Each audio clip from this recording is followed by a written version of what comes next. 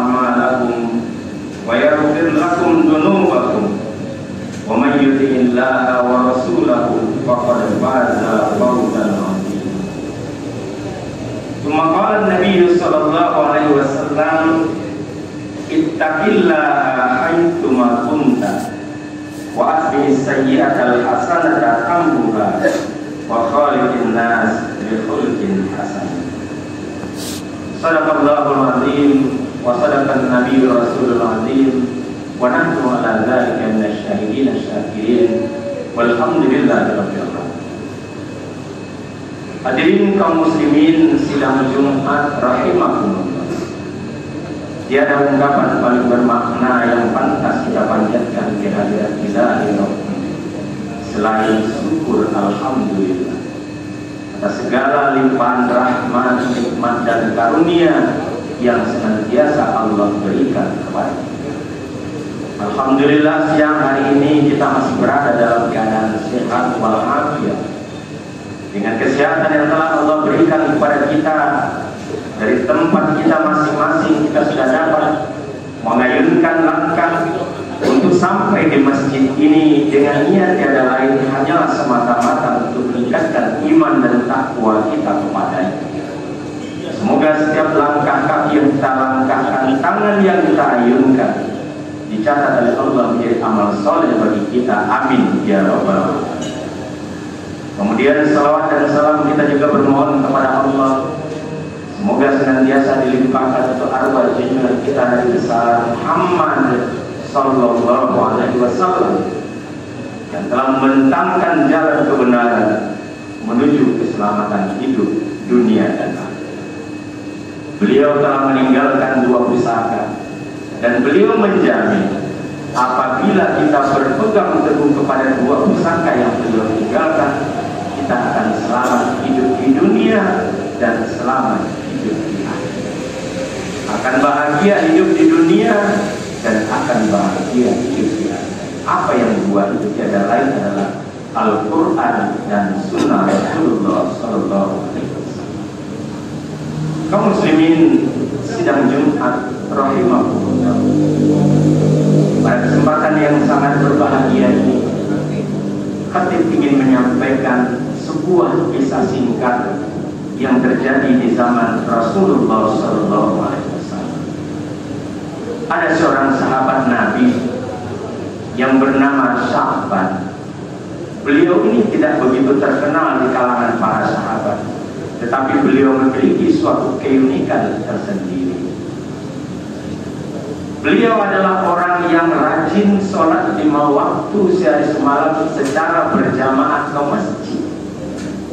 Walaupun jarak tempuh yang ia jalani untuk sampai ke masjid itu mungkin kurang lebih 2 jam bahkan sampai 3 jam, tetapi ini tidak menjadi alasan bagi beliau. Sehingga suatu ketika waktu sholat subuh tiba, Rasulullah melihat kenapa subuh ini Sya'ban tidak ada di masjid. Biasanya Sya'ban ini mengambil tempat di pojok paling kiri paling depan atau di pojok paling kanan paling depan, sehingga tidak mengganggu aktivitas jamaah lain yang datangnya belakangan. Subuh itu Rasulullah tidak melihat. Akhirnya Rasulullah bertanya kepada para sahabat, wahai sahabatku, siapa yang tahu di mana Sya'ban? Tidak ada sahabat yang menjawab karena memang tidak ada yang tahu. Rasulullah bertanya lagi, wahai sahabatku, siapa di antara kalian yang tahu di mana Sya'ban? Karena memang tidak ada yang tahu, tidak ada yang menjawab. Waktu berjalan, akhirnya Rasulullah memutuskan melanjutkan sholat subuh berjamaah lebih dulu, karena waktu juga sudah lanjut. Setelah sholat subuh, Rasulullah bertanya lagi, wahai sahabat, siapa yang tahu di mana Sya'ban? Tetap para sahabat tidak ada yang menjawab, karena memang tidak ada yang tahu di mana Sya'ban. Akhirnya Rasulullah merubah pertanyaannya, wahai para sahabat, siapa di antara kalian yang tahu di mana rumahnya Sya'ban? Akhirnya menunjuklah satu orang sahabat menjawab pertanyaan Rasulullah, wahai Rasulullah, saya tahu di mana rumahnya Sya'ban. Kalau begitu kata Rasulullah, antarkan saya ke tempat Sya'ban, ke rumahnya Sya'ban. Kita ingin tahu apa alasannya Sya'ban sehingga subuh ini tidak datang ke masjid untuk melaksanakan sholat secara berjamaah. Akhirnya Rasulullah dengan para sahabat yang hadir sholat subuh saat itu bersama-sama menuju rumah Sya'ban. Perjalanan yang ditempuh cukup lama, kurang lebih 2-3 jam perjalanan. Akhirnya tibalah di rumah Sya'ban. Begitu sampai di rumah Sya'ban, Rasulullah mengucapkan salam, Assalamualaikum. Akhirnya dari dalam rumah Dijawab salam Rasulullah oleh seorang perempuan. Waalaikumsalam warahmatullahi wabarakatuh. Rasulullah bertanya, wahai ibu, benarkah ini rumah Syahban? Sang ibu menjawab, betul, ini adalah rumah Syahban. Kami ingin tahu, biasanya Syahban ini hadir paling dulu di masjid setiap sholat berjamaah, termasuk sholat subuh. Namun subuh ini kami tidak melihat Syahban tidak hadir di masjid. Barangkali beliau sakit. Wahai ibu. Mendengar pertanyaan ini, sang istri dari Syahban ini menangis. Wahai Rasulullah, benar subuh ini Syahban tidak datang ke masjid karena dia sudah meninggal dunia. Inna lillahi wa inna ilaihi raji'un. Tapi wahai Rasulullah, saya tidak tahu apa maksudnya. Sebelum Syahban ini menghembuskan nafas yang terakhir, beliau menyampaikan 3 ungkapan dengan kata-kata aduh. Yang pertama, aduh, kenapa tidak lebih jauh? Yang kedua, aduh, kenapa tidak yang baru? Kemudian yang ketiga, aduh, kenapa tidak seluruhnya? Kami mohon ya Rasulullah, diterangkan apa maksudnya dari ucapan beliau. Akhirnya Rasulullah menjelaskan apa yang terjadi pada Syahban ini di saat-saat sakratul mautnya. Ternyata kaum muslimin, seseorang yang akan sakratul maut, Allah akan memperlihatkan perjalanan hidupnya selama hidup di atas dunia ini. Istilahnya, video kita akan diputar oleh Allah apa kebiasaan-kebiasaan yang kita lakukan semasa hidup. Begitu juga yang terjadi pada Syahban. Kalimat yang pertama kata Rasulullah, aduh, kenapa tidak lebih jauh? Pada saat itu kata Rasulullah, Allah memperlihatkan balasan surga yang akan diterima oleh Syahban karena dia rajin sholat berjamaah ke masjid. Begitu jauhnya perjalanan yang dia tempuh, sehingga Allah memperlihatkan balasan surga yang akan dimasukinya nanti. Akhirnya Syahban mengeluh, aduh, kenapa tidak lebih jauh lagi? Artinya apa? Semakin jauh orang berangkat menuju masjid untuk melaksanakan sholat berjamaah, ternyata pahalanya semakin besar di sisi Allah Subhanahu wa Ta'ala, dan surga yang disiapkan juga akan semakin lebih bagus lagi. Inilah keluhan yang pertama Syahban, aduh, kenapa tidak lebih jauh? Kemudian yang kedua kata Rasulullah, aduh, kenapa tidak yang baru? Ternyata pada suatu subuh Syahban berangkat menuju masjid, cuaca sangat dingin menggigil, sehingga Syahban pun menggigil. Begitu pintu rumah dibuka, menggigil karena begitu dinginnya subuh itu. Di tengah perjalanan Syahban ini bertemu dengan seorang tua yang menggigil kedinginan, tergeletak di jalan.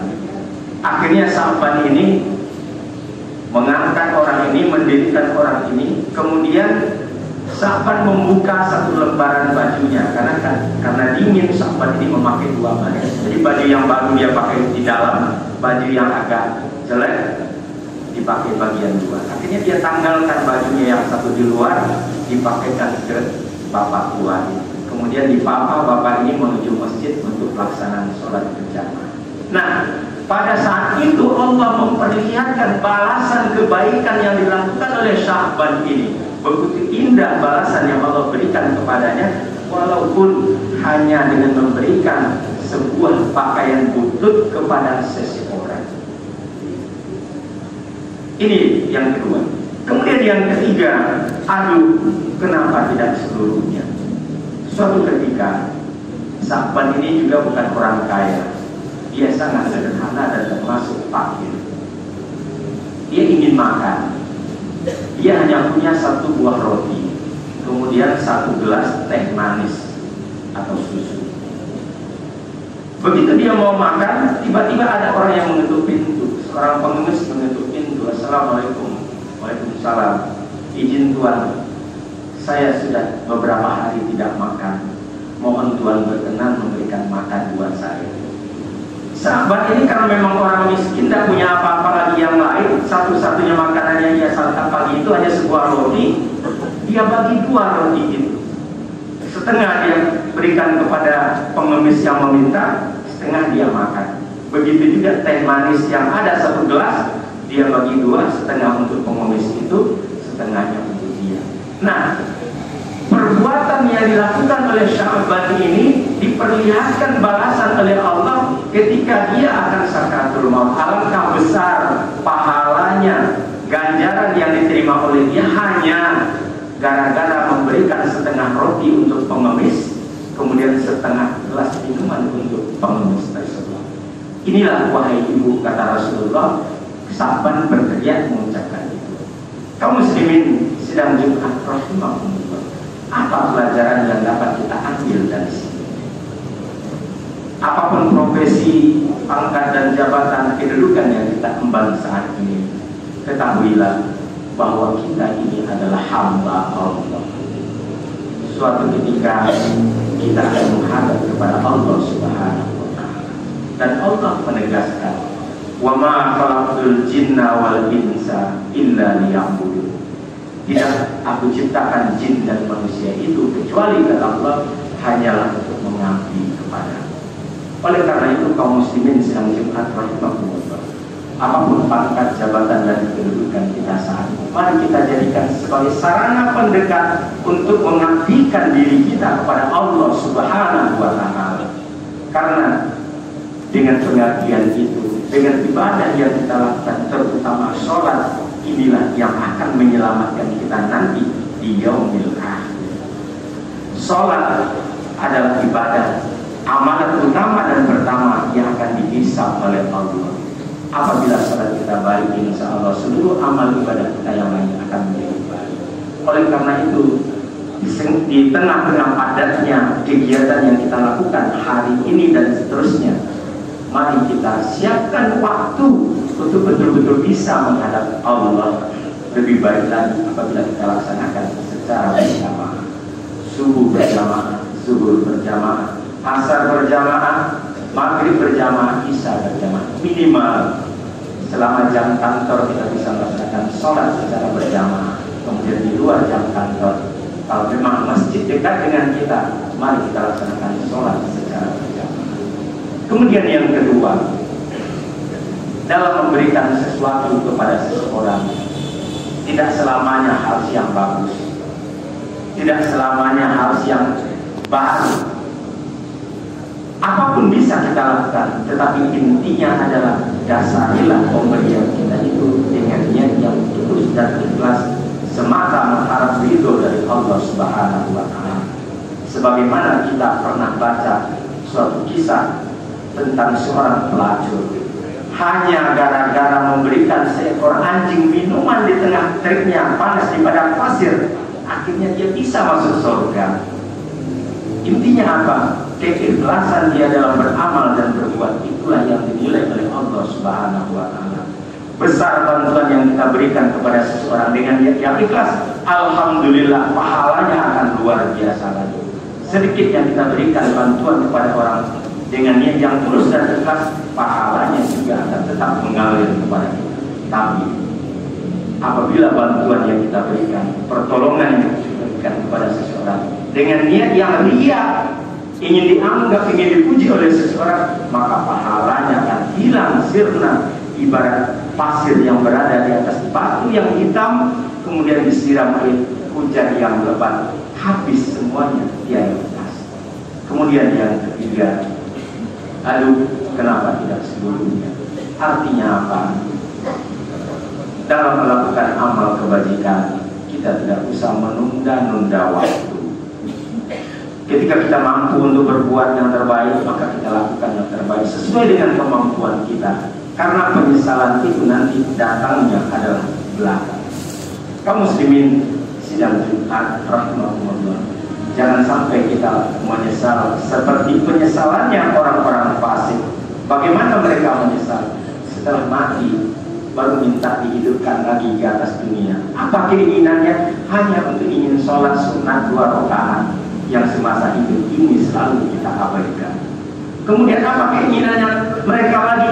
Ingin dihidupkan, pengen bersedekah, walaupun hanya mungkin segelas air, sebutir roti. Mereka baru tahu ternyata sedekah itu menjadi benteng dari siksaan api neraka. Kaum muslimin sidang Jumat rahimahumullah. Di sudut kita yang terakhir setiap kita melaksanakan sholat, kita selalu bermunajat kepada Allah. Apa munajat kita? Ya Allah, wafatkan kami dalam keadaan husnul khotimah. Berikan kepada kami ya Allah rezeki berupa taubat nasuha sebelum ajal menjemput. Kemudian yang ketiga munajat kita adalah ya Allah, tetapkan hati kami untuk senantiasa taat dalam ajaran agamamu dan taat dalam mematuhi perintah. Kaum muslimin sidang Jumat rahimakumullah, waktu, umur, kesempatan yang Allah berikan adalah rahasia yang ikhlas. Ketika waktunya tiba, tak seorang pun dapat menghindar lari dari maut tersebut.